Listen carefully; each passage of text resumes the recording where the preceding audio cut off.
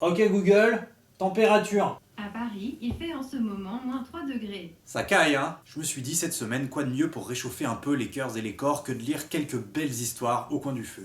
J'ai décidé pour ça de partir sur des classiques, mais de les revisiter un petit peu comme dans Top Chef. Alors mettez-vous sous un petit plaid, faites-vous un chocolat chaud, mettez des chaussons confortables et laissez-vous porter. Pour cette première histoire, j'ai décidé de revisiter Les Trois Petits Cochons comme si ce conte avait été écrit par Night Shyamalan, le mec qui a fait Sixième Sens, Incassable, Signs, etc. Il était une fois trois petits cochons qui vivaient avec leur maman dans une petite maison. Un jour, la maman appela ses fils et leur dit qu'elle ne pouvait plus les élever parce qu'elle avait dépensé tout son argent en séance de psy depuis qu'elle voit des morts. « Je voudrais que vous partiez d'ici et construisiez votre maison, dit-elle, mais prenez garde qu'elle soit bien solide pour que le grand méchant loup ne puisse pas entrer vous manger. » La maman embrassa ses trois petits cochons et les laissa partir. Elle pleura beaucoup. Non pas parce qu'elle voyait ses fils s'éloigner, mais parce qu'elle écoutait un best-of des musiques les plus tristes de James Newton Howard. Les trois petits cochons s'en allèrent et chacun construisit une maison. Le premier en paille, le second en bois, le troisième en briques. Un loup les aperçut alors. « Comme ils doivent être tendres, lequel vais-je manger en premier ? Je vais commencer par le petit cochon dans la maison de paille. » Il frappa à la porte. « Non, non, par le poil de mon menton. » Le petit cochon jeta un verre d'eau sur le loup. Ce dernier, sans savoir pourquoi, se mit à hurler de douleur. L'eau était sa faiblesse. Bien décidé à quand même manger un cochon, il alla sonner à la maison de bois. « Petit cochon, gentil petit cochon, je peux rentrer ?»« Si tu veux, répondit le petit cochon. Mais sache que je suis déjà mort. Désolé. C'est sans doute pour ça d'ailleurs que ma mère continuait à me parler après mon accident. » Le loup, dépité, ne voulant pas manger un fantôme, se dirigea vers la troisième maison, celle en brique. « Petit cochon, gentil petit cochon, je peux rentrer ?»« Non, non, par le poil de mon menton. » Le loup, furieux, passa par la cheminée. Il arriva dans le salon et fit face au troisième petit cochon. Mais lorsqu'il croqua dedans, il se cassa les dents. « Désolé, loup, mais je suis connecté à un autre cochon en fauteuil roulant qui est frappé d'ostéogenèse imparfaite. Ça me rend totalement incassable. Pas de bol pour toi. » Le loup repartit comme il était venu, par la cheminée. On n'entendit plus jamais parler de lui. La légende raconte que les petits cochons n'ont jamais existé car ils étaient en fait l'une des 23 personnalités du loup. Après plusieurs séances chez le psy, le loup aurait accédé à sa 24e personnalité, l'acteur Bruce Willis, qui n'a jamais existé lui non plus. Si vous avez un doute, allez vérifier sur Wikipédia. Voilà, j'espère que cette première histoire vous a plu, et maintenant j'aimerais vous lire Le Petit Chaperon Rouge, s'il avait été écrit par le Christ cosmique Sylvain Durif. Il était une fois une petite fille de village, la plus jolie qu'on eût su voir. Sa mère en était folle, et sa grand-mère encore plus folle. Un jour, sa mère ayant retiré à la banque 1 milliard d'euros lui dit « Va voir comme se porte ta mère grand, car on dit qu'elle est malade. Porte-lui une galette et ce milliard d'euros afin qu'elle puisse fonder la gouvernance pacifique Elvita. » Le petit chaperon rouge partit aussitôt chez sa mère grand qui demeurait à Bugarache, le seul village qui subsisterait en cas d'apocalypse. En passant par le bois, elle rencontra le loup qui eut bien envie de la manger, mais il n'osa pas à cause de quelques bûcherons qui étaient dans la forêt. Il lui demanda où elle allait.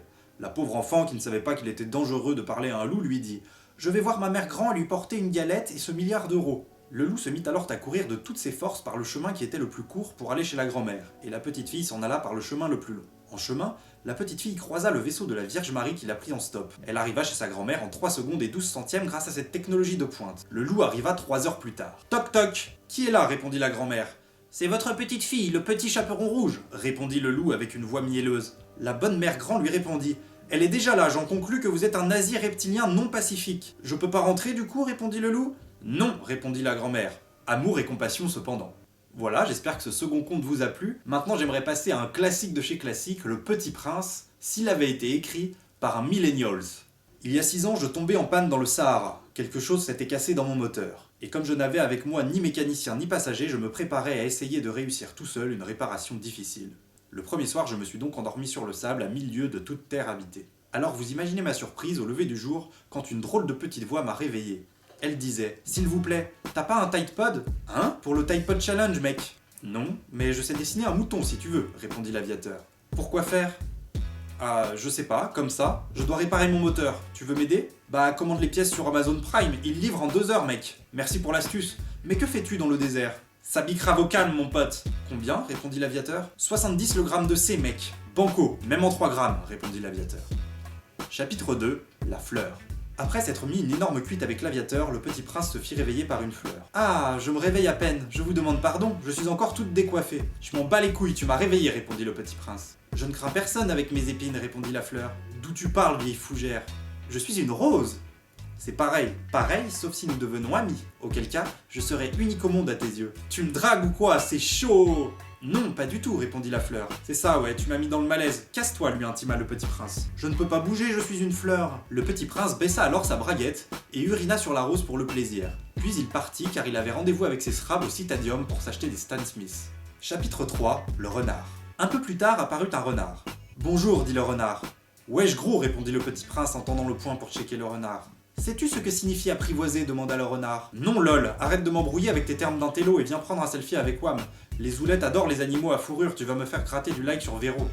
Le renard accepta. Tu veux m'apprivoiser maintenant, demanda le renard. On verra. Tu me conseilles quoi, lui répondit le petit prince en montrant son écran au renard. Le filtre Amaro fera plus ressortir mes poils rouges, je pense. Ouais, t'as raison, je pars là-dessus. Tu veux m'apprivoiser maintenant, demanda le renard. Non lol, à plus. Et le petit prince partit visiter des planètes. Chapitre 4, l'allumeur de réverbère. La 5e planète était très curieuse, c'était la plus petite de toutes. Il y avait là tout juste assez de place pour loger un réverbère et un allumeur de réverbère. Pourquoi passes-tu ton temps à allumer et à éteindre ton réverbère, demanda le petit prince. C'est la consigne. Bonjour. Ah ok, et c'est quoi le code du Wi-Fi? Je n'ai pas internet sur ma planète, elle est trop petite. Orange n'a pas voulu envoyer un technicien pour une seule personne. Bonsoir. Oh mon gars, la PLS, trop dur, ça paye bien au moins ton taf? Pas spécialement. Bonjour, répondit l'allumeur de réverbère. Franchement, tu devrais arrêter ton truc de réverbère et revenir au bled pour ouvrir une chaîne YouTube de gaming, mon gars, tu te ferais plein d'oseille. Je n'y avais jamais pensé. Merci pour l'idée, c'est une vraie délivrance. Crois-moi, c'est plus des réverbères que tu vas allumer, mon gars, c'est des schnecks, wesh, répondit le petit prince. L'allumeur de réverbère fracassa son réverbère et partit chez Darty s'acheter un PC Alienware pour s'adonner à son nouveau métier. En 6 mois, il eut plus d'abonnés que Squeezie et devint millionnaire. Un mois plus tard, lors d'un vlog, il filma un cadavre sur la planète des suicides et se fit démonétiser sa chaîne. Il finit à la rue et se tira une bastos dans la tête. Voilà, c'est fini, j'espère que ces 3 histoires vous ont plu et vous aideront à affronter la vague de froid. N'oubliez pas de vous abonner à absolument tous mes réseaux sociaux, c'est hyper important, même Véro, car c'est l'application de l'avenir qui va détrôner Facebook, j'en suis sûr à 100%. Et pour ceux qui se demandent, ce feu est disponible sur Netflix, donc si vous avez Netflix, au lieu de regarder des trucs de merde genre la saison 2 de Stranger Things, tapez juste feu de cheminée et faites-vous plaisir.